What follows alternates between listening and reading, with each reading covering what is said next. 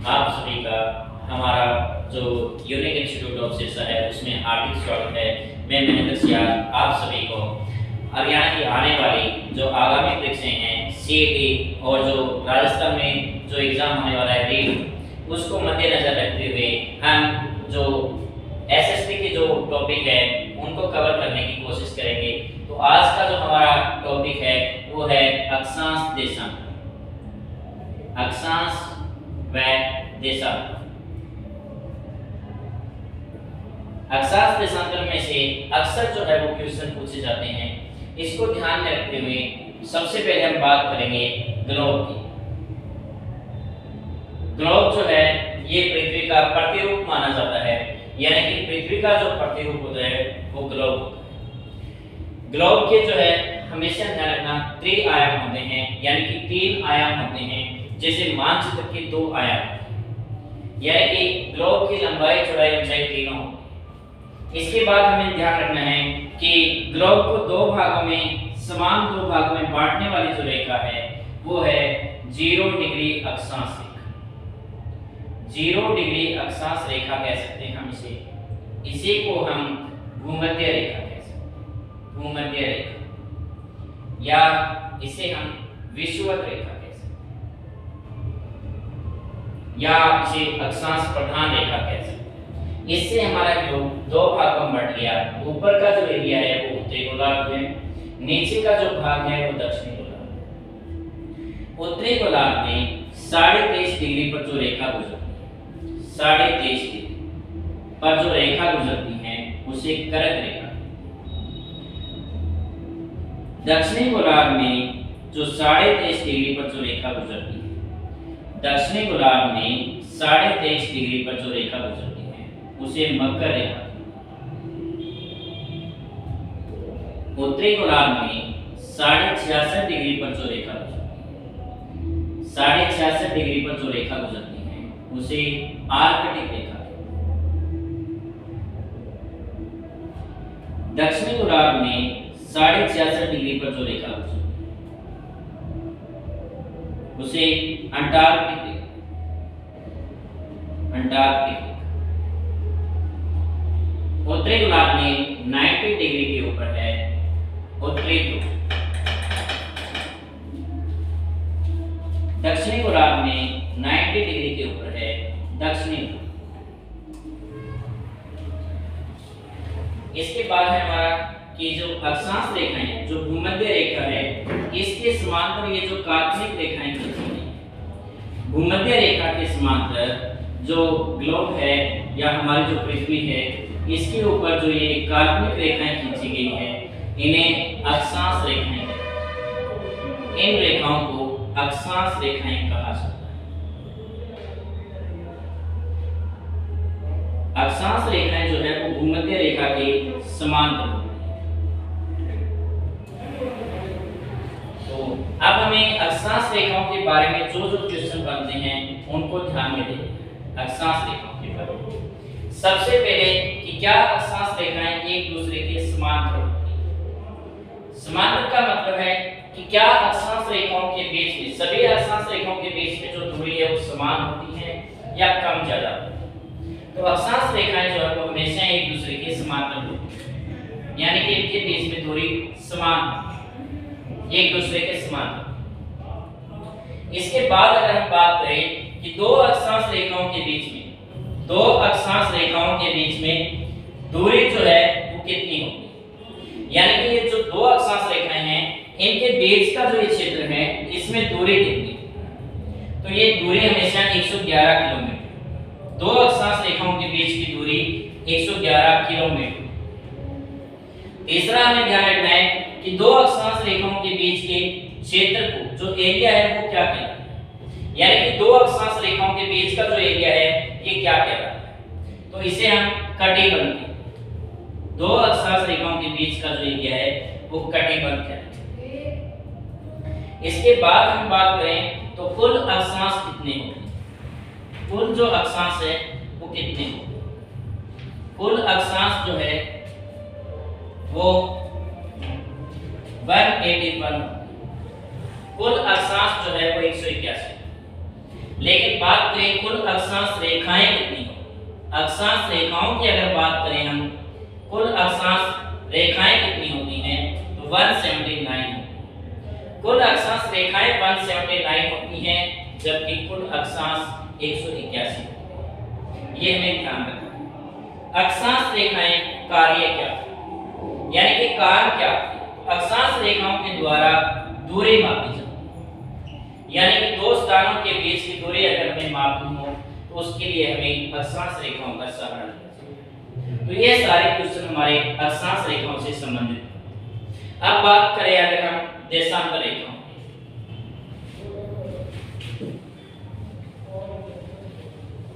देशांतर रेखा, सबसे पहले हमारा कि उत्तरी ध्रुव को दक्षिणी ध्रुव से मिलाने वाली ये जो रेखा है, उत्तरी ध्रुव को दक्षिणी ध्रुव से मिलाने वाली जो रेखा है, इसे हम 0 डिग्री देशांतर रेखा, 0 डिग्री देशांतर रेखा, इसी रेखा को हम ग्रीनविच रेखा, ग्रीनविच, ग्रीनविच रेखा नाम इसे क्यों दिया हमने? अगर आपको ध्यान में हो तो ग्रीनविच वो स्थान है जहां से पूरे विश्व का समय निर्धारित है। ग्रीनविच जो स्थान है वो इंग्लैंड में, लंदन में और यूरोप महाद्वीप में स्थित है। तो ये हमें ध्यान रखना है। पश्चिमी जो गोलार्ध है इसमें ये पश्चिमी देशांतर रेखाएं हैं, जो हमारे ग्लोब में इस तरफ ये जो देशांतर है ये पश्चिमी देशांतर रेखाएं हैं। ये जो देशांतर रेखाएं हैं ये पूर्वी देशांतर रेखाएं, इन्हें हम पूर्वी देशांतर रेखाएं कहते हैं। अब देखिए जो देशांतर रेखाएं हैं इनसे जो क्वेश्चन बनते हैं वो कौन कौन से क्वेश्चन बन सकते हैं? सबसे पहले, क्या देशांतर रेखाएं एक दूसरे के समांतर होती हैं या नहीं होती? भाई क्या इनके बीच में जो दूरी है वो हमेशा एक समान रहती है या कम ज्यादा? तो यहाँ से हम देखें भूमध्य रेखा से ऊपर जाए तो दूरी कम होती जा रही है और ध्रुवों पर मिल जाती है, नीचे आ रहे हैं दूरी कम होती जा रही है और ध्रुव के ऊपर आकर आपस में मिल जाती है।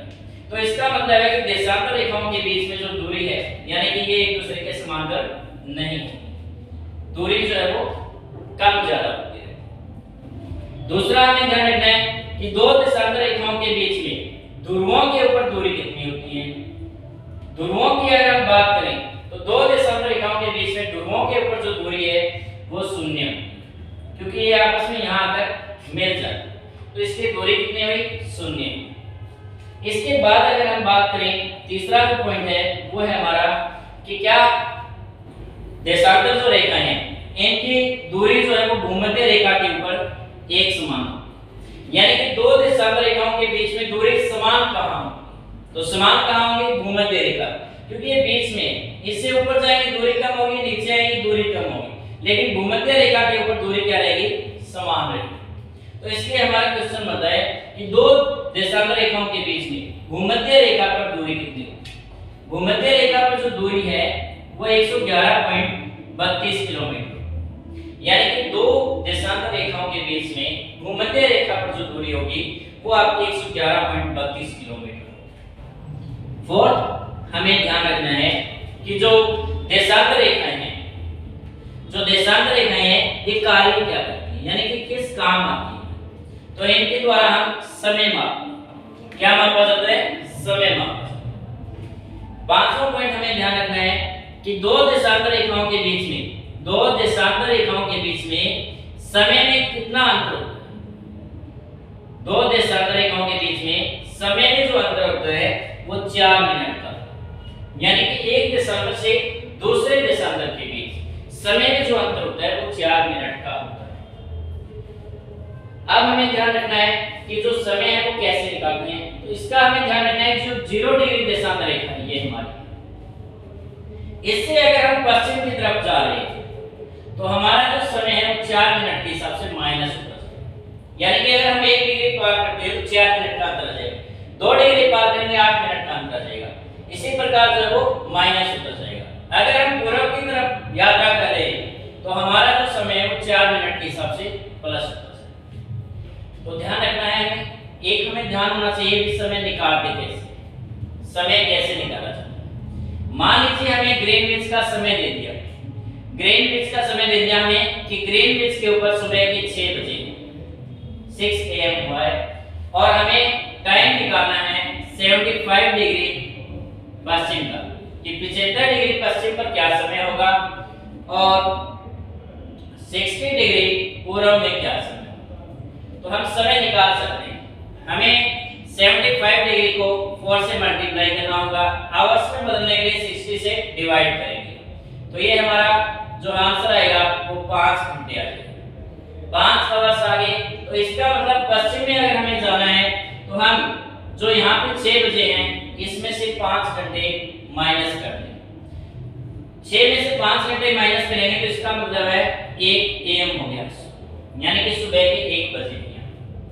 अगर हमें 60 डिग्री का समय निकालना है तो इसको आप सीधा ही 15 से डिवाइड कर दीजिए।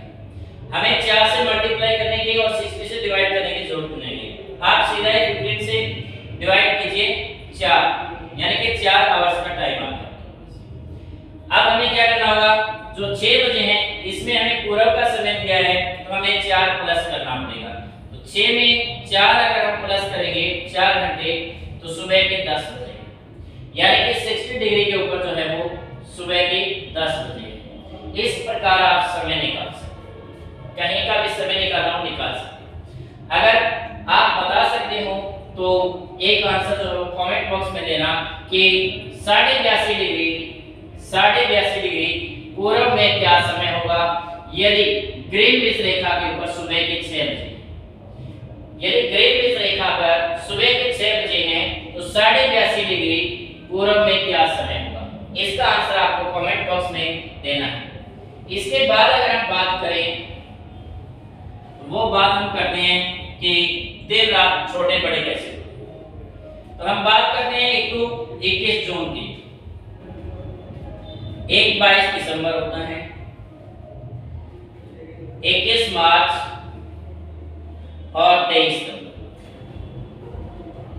सबसे पहले हम बात करते हैं 21 जून की। इसमें हमारे 3 प्रकार के क्वेश्चन बन सकते हैं। पहला कि सूर्य के बारे में पूछा जा सकता है कि सूर्य की स्थिति क्या होगी, यानी कि 21 जून को सूर्य कहां होगा। या फिर पूछा जा सकता है कि उत्तरी गोलार्ध में 21 जून को दिन बड़ा होगा या रात बड़ी होगी। या दक्षिणी गोलार्ध का पूछा जा सकता है कि दक्षिणी गोलार्ध में दिन बड़ा होगा या रात बड़ी होगी, गोलार्ध। तो ये हमें ध्यान रखना है। तो सबसे पहले 21 जून को जो सूर्य होता है, 21 जून को सूर्य कहां होगा, कर्क रेखा पर लंबवत। कौन सी रेखा पर होगा, कर्क रेखा पर लंबवत। अगर सूर्य आपका उत्तरी गोलार्ध में है तो इसका मतलब यहाँ सबसे बड़ा दिन होगा और सबसे छोटी रात। यानी कि उत्तरी गोलार्ध में क्या होगा, सबसे बड़ा दिन और सबसे छोटी रात का 21 जून को। लेकिन दक्षिणी गोलार्ध में क्या होगा, अब इस तरफ हमारा सूर्य नहीं है, सूर्य नहीं है तो इसका मतलब यहाँ पर सबसे लंबी रात हो जाएगी और सबसे छोटा दिन हो जाएगा। ये तो होता है 21 जून को। 22 दिसंबर को क्या होगा, बिल्कुल 21 जून का उल्टा है। 22 दिसंबर को सूर्य जो है वो मकर रेखा पर लंबवत होता है, यानी कि सूर्य कहां गया, मकर रेखा। अब सूर्य दक्षिणी गोलार्ध में है, सूर्य दक्षिणी गोलार्ध में है तो इसका मतलब 22 दिसंबर को यहाँ सबसे बड़ा दिन हो गया और सबसे छोटी रात होगी। ये तो है दक्षिणी गोलार्ध की बात। अगर बात करें उत्तरी गोलार्ध की तो 22 दिसंबर को उत्तरी गोलार्ध में सूर्य नहीं है तो इसलिए सबसे लंबी रात हो जाएगी और सबसे छोटा दिन हो जाएगा 22 दिसंबर को। 21 मार्च और 23 सितंबर, 21 मार्च और 23 सितंबर को सूर्य जो होता है वो भूमध्य रेखा। भूमध्य रेखा का मतलब है कि सूर्य जो है वो बीच में आ जाएगा, यानी कि यहाँ विषुवत रेखा, भूमध्य रेखा। जब सूर्य बीच में दोनों गोलार्धों के, तो इसका मतलब है कि दोनों गोलार्धों में दिन और रात क्या हो जाएगी, बराबर हो जाएगी। तो इसलिए 21 मार्च और 23 सितंबर को दोनों गोलार्धों में दिन और रात बराबर होगी। एक क्वेश्चन ये कहता है हमारा कि 21 मार्च और 23 सितंबर के बारे में कि एक बसंत विषुव होता है, बसंत विषुव, और एक होता है शरद विषुव। एक बसंत विषुव होता है, एक शरद विषुव। विषुव का क्या अर्थ होता है, विषुव का मतलब होता है दिन रात बराबर होना। तो बसंत विषुव कब होगा? 21 मार्च को। शरद विषुव कब होगा? तो 23 नवंबर को। ये भी हमें ध्यान रखने हैं। तो जितने क्वेश्चन बनते हैं अक्षांश देशांतर के, वो सारे हमने इसमें कवर करने की पूरी कोशिश की है। तो आपको हमारा जो वीडियो है वो कैसा लगा, आप हमें कमेंट बॉक्स में जरूर बताएं।